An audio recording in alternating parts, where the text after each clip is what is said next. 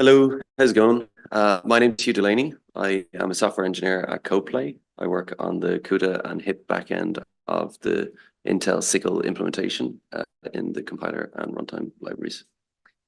And I'm Victor. I also work at CodePlay and I do compiler too, SYCL compilers. And we're here to talk about SYCL, safety critical SYCL. And of course, if we're talking about safety first, we have to get the equipment before. Yeah. Okay. So first of all, we are no SYCL experts, SYCL experts. We don't work on this. Yeah, we don't work on this, but we are gonna try to answer your questions. Anyway, we're gonna give you an email after that, and if you have a real question, just please refer to that email. Okay. This is like this. Okay. Okay. I will first introduce you to SYCL, like a bit of background, what has been going on for a year, and then he will go a bit deeper in that. Okay. First of all, Khronos has 20 years of experience in doing safety critical standards. First of all, we had OpenCL, which was basically they took OpenCL ES and took a subset of that to make it easier to implement safety critical applications on top of that.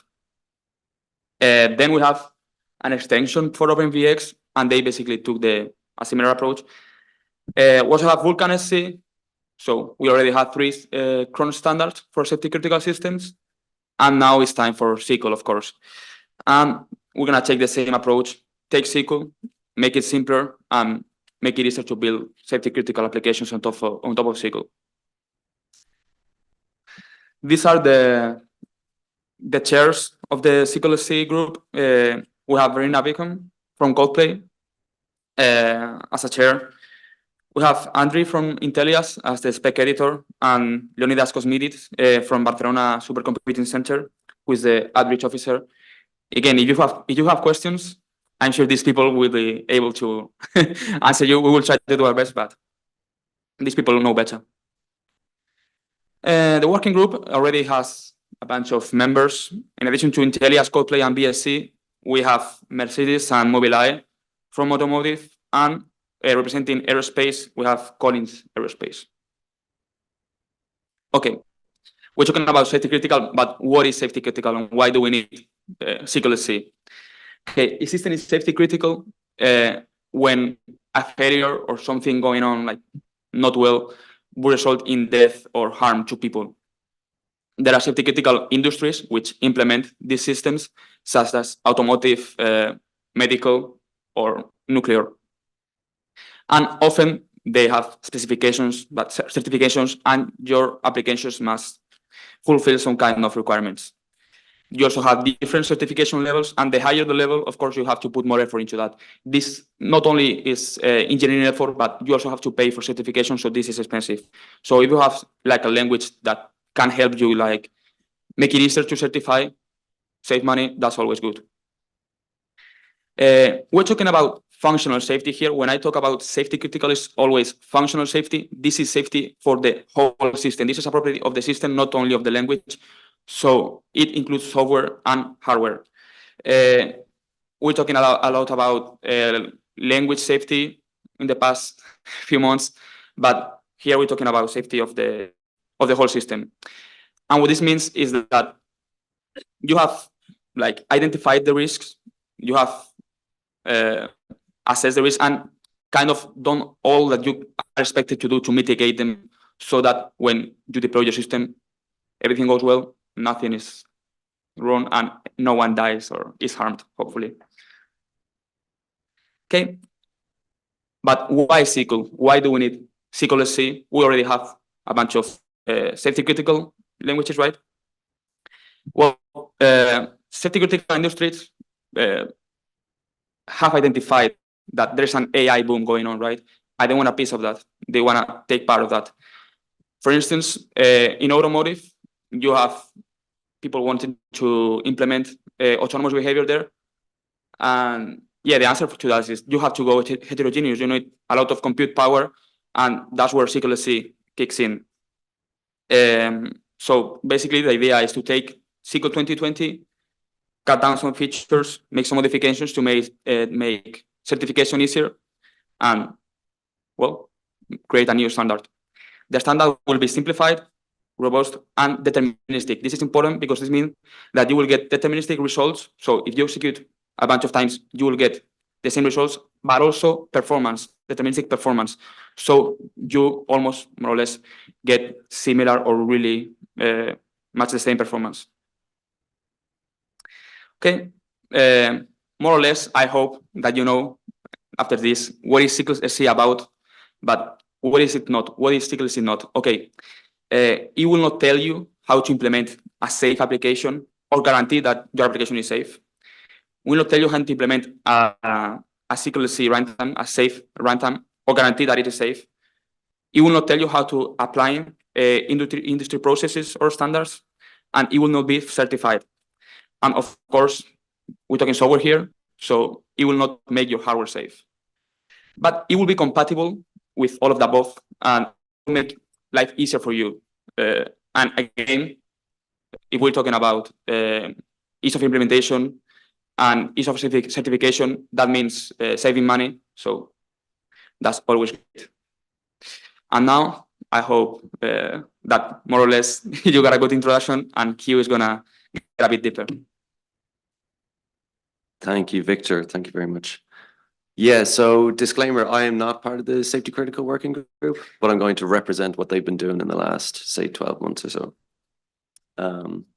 So there's been a lot of discussion about how you can reduce the scope of what's in safety critical, what's in a safety critical spec. So one of the discussions has been on compilation, notably runtime versus ahead of time compilation.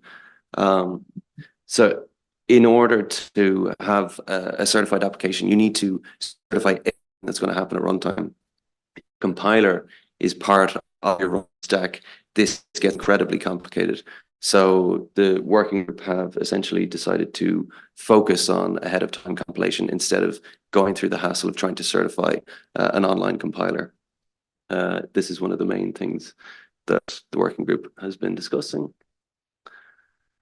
Another way that the working group is aiming to reduce the scope of a safety critical specification. So if we look at our traditional software development kind of iteration cycle, we have development, deployment. If there's a bug, you fix it, great, and you go back. There's this continuous cycle.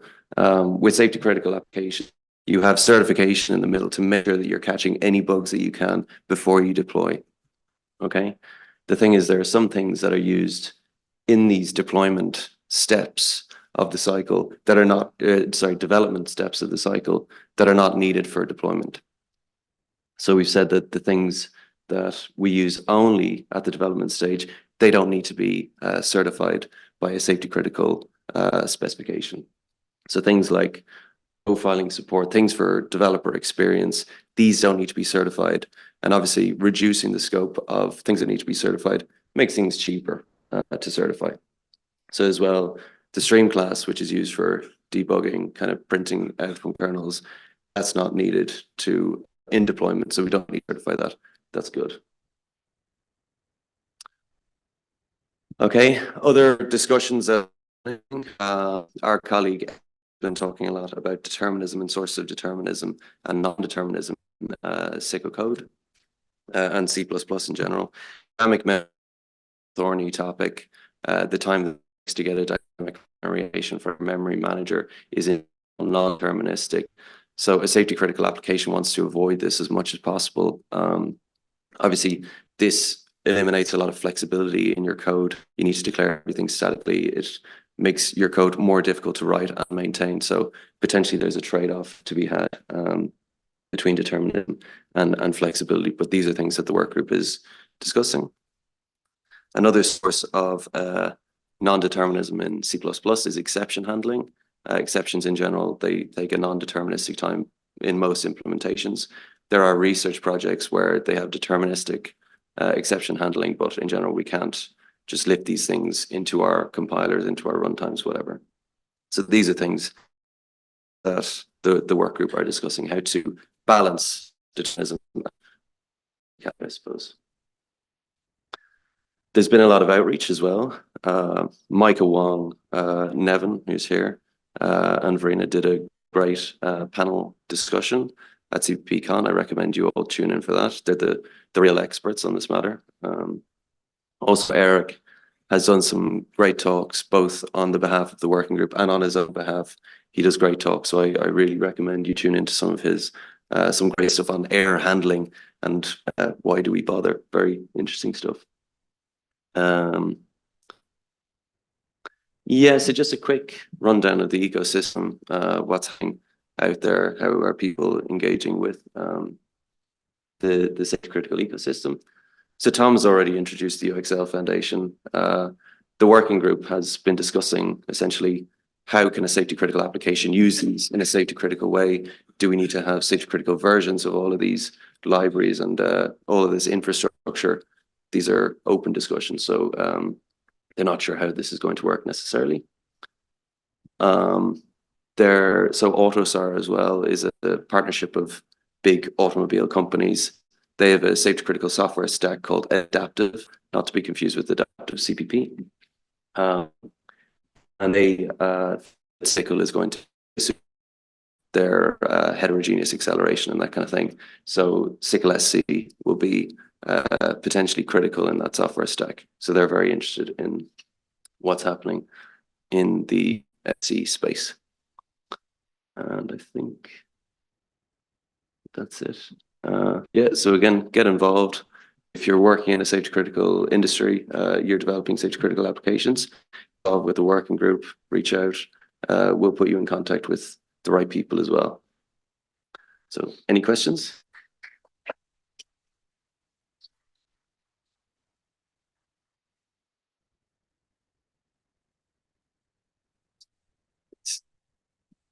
So maybe I misheard, but I thought you said that safety critical is important for the entire environment, the software and the hardware, right? So how are hardware vendors participating in opting in to produce hardware? Okay. I was lucky because last week I was at DATE and I talked with a lot of hardware people. That would depend on the, I guess that would depend on the industry that we are talking about. So for instance, in aerospace, they can use a lot of codes, like a lot of just NVIDIA hardware or Intel hardware. But I guess that in other kind of environments, they will need to use certain, maybe ACC memory or something like that. So I guess that will depend on the, well, on the industry that you are aiming for. Yeah, I think in general, the idea is that the hardware needs to be verified as safety critical, totally independently of the SYCL safety critical implementation. It needs to be safety critical all the way down. Okay, so this is just covering the software side. It's true that the entire environment needs to be safety critical for this. Absolutely. But you guys are not involving the hardware vendors. Okay, that was not clear to me. Okay. Now it is clear. Thank you. Okay, thank you. Good question. Any other questions?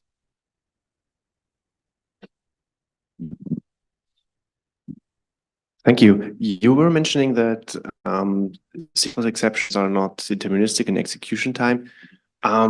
So what do you propose as a replacement? Like, I mean, I can imagine returning error codes, but that would like change the API considerably. Or could you just, I don't know, say we abort because, well, we encounter an exception that we cannot handle. What's your way of dealing with errors if you don't use those exceptions? So Eric has done a lot of talking on this subject. Yeah, actually, the spirit of one is essentially why do we bother? Just have some process that's launching, our crashes. We just do something, we handle it. This is open discussion. We're not expert at this, but I would refer to Eric's talks on the subject. Yeah, and maybe Nevin as well would be a good person to talk to. SYCL doesn't use exceptions. Maybe we. Yeah, SYCL generally doesn't use exceptions on a device. There's actually we use exceptions, and assuming the SC group would want us to, we consider changing those as well. I mean, they're just not. It's a lot of implementations hate memory exceptions as well. Yeah.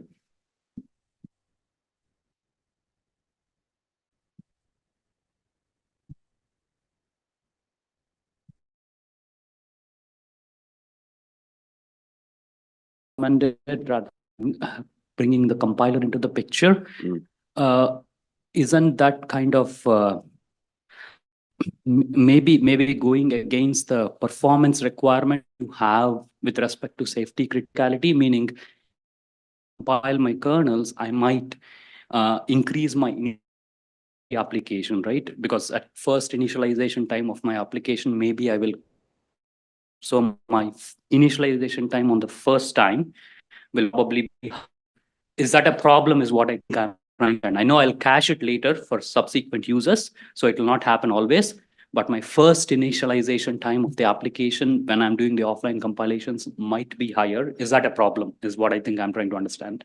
I think it's not necessarily the cost of invoking the compiler and you can cache it later. It's the fact that you're using this at runtime, and everything in your safety critical stack that you're using at runtime needs to be certified. So if you have offline compilation, you only have device code within your binary that needs to be certified. You need to certify that this device code is somehow safe, and then you need to certify your runtime libraries and everything you use at runtime. It doesn't seem that it's feasible really to certify an entire compiler, because even if you're developing an LLVM, you don't know the whole stack. You don't own the whole stack. It's impractical. Does James have something to say on this as well? Yeah.